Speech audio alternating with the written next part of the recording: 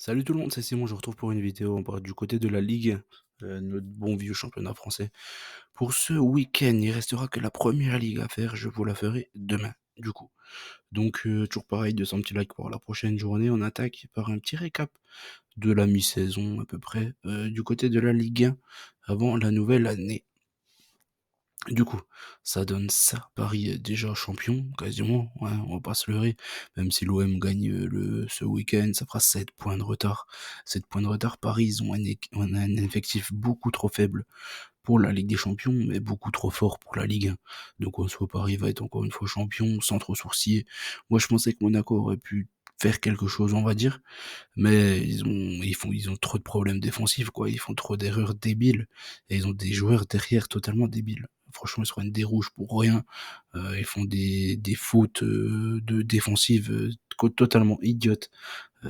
Déçu par cette équipe de Monaco parce qu'au final, ils auraient pu lutter, je pense, pour le titre cette saison. Surtout que Paris a quand même fait 4 matchs nuls, c'est déjà pas mal, hein, en 16 matchs, sachant que voilà, le niveau de la Ligue 1 est ultra faible. Je trouve que Monaco, ils ont fait strictement n'importe quoi, quand même, mine de rien. Faire 7 contre perf en 16 matchs, c'est abusé.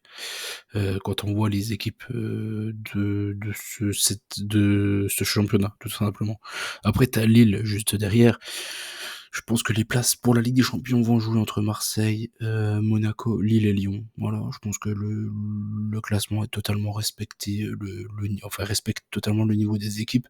Après, t'as Lyon qui peut monter de un ou plusieurs crans, je pense, parce que après défensivement ils ont des petites lacunes quand même mine de rien, mais ils ont quand même une sacrée armada devant, hein. Même le milieu de terrain est plutôt costaud.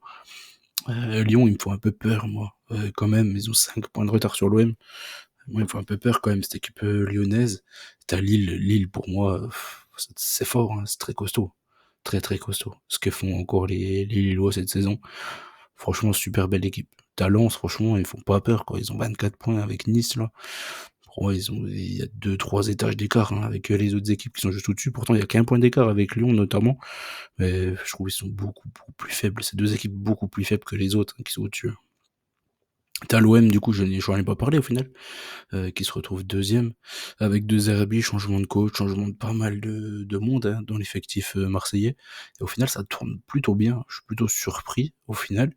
Les derniers matchs ont été plutôt sympas. Je trouve on voit quand même pas mal de choses. Enfin, on a vu quand même beaucoup plus de choses. Après, ils ont joué de Saint-Étienne notamment. C'est quand même facile de réussir quelque chose de bien contre Saint-Étienne. Contre Lille, malheureusement, ils ont fait n'importe quoi en fin de rencontre, notamment de Zerbi qui a voulu faire trop de changements. Il a complètement détruit la stabilité de l'équipe. Après, en soi, franchement, il y a quand même du mieux. Je suis plutôt content de voir qu'ils arrivent à être deuxième, alors qu'ils ont tout changé à l'intersaison. Après, Montpellier, ma grosse déception de cette saison, je les voyais pas être si bas. Après, ils ont quand même beaucoup de joueurs, on va dire les Savanier, les Cazerie. C'est quand même des mecs, ils mouillaient le maillot. Maintenant, ils sont un peu vieux, on va dire. Et tu le Tamari, on a l'impression qu'il a pas envie d'être là. Tu le mec devant là, Cor Adams, franchement je pensais qu'il allait être bien plus performant que ça. Le mec il passe plus de temps hors jeu qu'en jeu, malheureusement. Donc c'est un peu compliqué pour eux. Pourtant je trouve il y a quand même Nordin qui est pas mal aussi notamment. Ils ont quand même un bon petit milieu de terrain, défense ils en ont pas, ça là-dessus, mais c'est pas les seuls en fait, on les gars à pas avoir de défense, hein. Comme notamment les derniers matchs de Saint-Etienne, les Stéphanois ils se plaignent, mais vous avez vu le 11 de Saint-Etienne, il fait peur à personne, sans déconner. Euh, c'est pareil, Nantes, il tombe sur Comboiré, mais vous avez vu leur effectif, il est catastrophique, hein. Nantes, Angers, Saint-Etienne, Le Havre, pour moi ils ont des effectifs, mais hideux quoi, Montpellier devrait être devant eux, hein. Je comprends pas trop ça, mais après que ce soit les 4 dernières équipes, c'est totalement logique, je comprends pas comment on peut se plaindre en fait de ça. Je trouve que Nantes, ils sont à leur place. Saint-Etienne, franchement, ils pourraient être même plus bas, hein, parce que ils proposent rien, ils sont nuls. Angers, ils vont descendre. De toute façon, c'était prévu depuis le début. Peut-être la seule surprise, au final, c'est Auxerre, qui est bien plus haut que ce que j'imaginais moi en début de saison. Puis après, le reste, c'est à peu près normal. On va dire, t'as Rennes quand même, qui devrait être plus haut aussi. Mais bon, ils ont eu un changement de coach et tout, ils ont mal commencé la saison. Donc, à voir ce qu'il en sera. Ils viennent de signer Seko Fofana, c'est quand même une belle recrue. Il y a Brice Samba aussi qui devrait emboîter le pas et aussi les rejoindre. C'est quand même deux grosses recrues pour les Rennais. À voir ce qu'il en sera pour la fin de saison. Bon, là, on attaque pour ce week-end. Pronostic journée 16, il manquera un match du fait qu'il a été avancé, c'est le Monaco-Paris. En fait, c'est le match Trophée des Champions qu'ils envoient encore je sais pas où, là, je crois que c'est au Qatar, non? Enfin bref, on s'en fout, tout le monde s'en fout, personne ne le regardera le match. Franchement, catastrophique. Enfin bref, on va pas revenir sur ça. L'argent appelle l'argent, bien évidemment. Donc, on y va. Les matchs de ce week-end: Nice-Rennes, Saint-Etienne, Reims, Lille, Nantes, Lyon, Montpellier, Lens, Toulouse, Angers, Brest, Strasbourg, Auxerre et OM Le Havre. L'Olympique de Marseille qui recevra Le Havre, ça sera le gros match du dimanche soir, entre guillemets, un gros match. Bien évidemment, vous avez bien compris. Nice contre Rennes, c'est peut-être, oui. Je crois que sur le papier, c'est le plus beau match de ce week-end. Ça va être le premier match, ça doit être le match du vendredi soir. Je pense, j'ai pas regardé le calendrier total au final des 3 jours, mais j'imagine que ça doit être ça du coup. Nice contre Rennes, sympa, ça peut être un match sympa. Sampaoli, je trouve que depuis qu'il a repris Rennes, il y a un peu de mieux, mais je trouve que c'est un peu trop défensif. Je pensais que ça allait être un peu mieux que ça, en fait, moi personnellement. Après, en soi, que ça se fasse pas en un mois, c'est logique, mais à voir. Je trouve que les Niçois à domicile, ils perdent quasiment jamais. Donc, même s'ils ont encore quelques blessés, je trouve que l'équipe a quand même plus de certitude que le Stade Rennais. Donc, je pars sur une petite victoire des Niçois à la maison. Saint-Etienne contre Reims, comme je l'ai dit, moi, Saint-Etienne, j'attends plus rien d'eux. Les Rémois, ils font pas mal de contre-perfs, mais sur le papier, ils ont une équipe nettement meilleure que Saint-Etienne. Donc, j'ai pris un avantage Reims. Après, le problème des Rémois, encore et toujours, c'est que c'est le style d'équipe. Ils ont pas de pression, quoi. Ils vont se maintenir tranquillement. Et puis, ils vont laisser passer des matchs, quoi. Il y a des matchs qui vont vraiment faire l'impasse totale. Après, contre Saint-Etienne, franchement, je pense vraiment qu'un mec comme Ito, Nakamura même, ils doivent s'amuser, hein. Diakate aussi, franchement, je vois pas rien se perdre du côté de Saint-Etienne, quand même. Même si Saint-Etienne, ils ont fait quelques surprises, notamment contre Lille. Là, ils ont changé de coach. On a bien vu qu'au final, ils ont repris encore une triquée en Coupe de France, quoi. Je sais pas. Tu feras jamais d'un âne à cheval de course, hein, comme on dit, hein, de toute façon. Donc, franchement, j'ai du mal à croire à vraiment un sursaut de cette équipe stéphanoise. Je trouve qu'ils ont juste pas le niveau, tout simplement.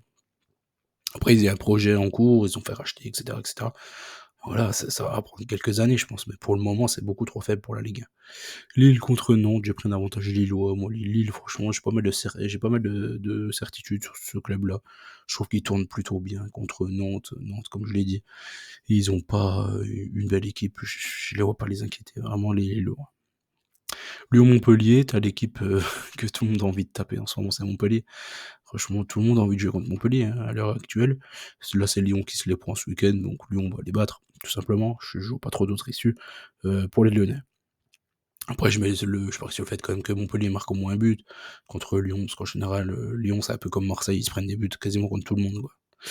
Lens contre Toulouse, j'ai pris un petit succès lensois sur ce match-là, parce que les Toulousains, je les avais vus un peu meilleurs que ce qu'ils ont été. C'était contre Monaco, je crois notamment, ils ont pas passé le milieu de terrain, et contre une autre équipe aussi, 2 fois à l'extérieur, ils m'ont vraiment déçu. Donc là, j'ai pris une petite victoire lensoise. Je pense qu'ils vont faire le strict minimum, mais je pense que ça pourra suffire contre le TFC. Angers contre Brest. Angers contre Brest. Pour moi, les Brestois, là, ils ont eu pas mal de repos. Ça va leur faire beaucoup de bien, sachant qu'ils accumulent les matchs avec la Ligue des Champions notamment. Pas mal de matchs à très haut niveau.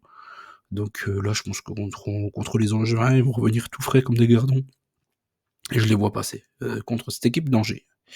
Strasbourg contre Auxerre, ça c'est vraiment le style de match piège, quoi.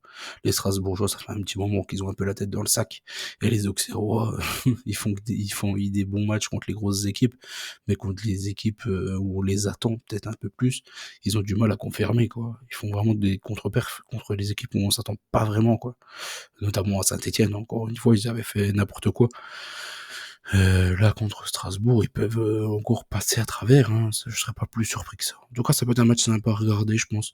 Je pars sur un nul, je sais pas qui est vraiment le vrai favori de cette équipe-là, de ce match-là. On termine par Marseille-Le Havre. Franchement, voilà quoi, je connais Marseille. Je sais qu'à domicile, ils ont beaucoup de problèmes régulièrement. Là, je pense que Le Havre, c'est vraiment ce qui se fait de pire, quoi, dans notre Ligue 1. avec Montpellier, avec peut-être ouais Nantes et puis Saint-Étienne quoi. Nantes c'est quand même un peu meilleur que Saint-Étienne. Ouais, je pense que Le Havre, Angers et Saint-Étienne, ce qui se fait de pire dans notre Ligue 1. Donc je pense que l'OM devrait quand même réussir à gagner et à s'en sortir. Je pense qu'avec leur petit jeu en triangle qu'ils développent de temps à autre, ça devrait suffire pour battre cette équipe-là. Et en plus, on voit que Rabiot monte vraiment régime.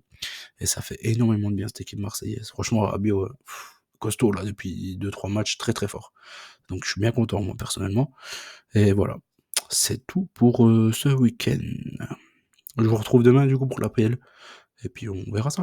Je vous souhaite bonne chance à tous, n'oubliez pas qu'on gagne au père ensemble, je vous dis bah, à demain. Ciao tout le monde.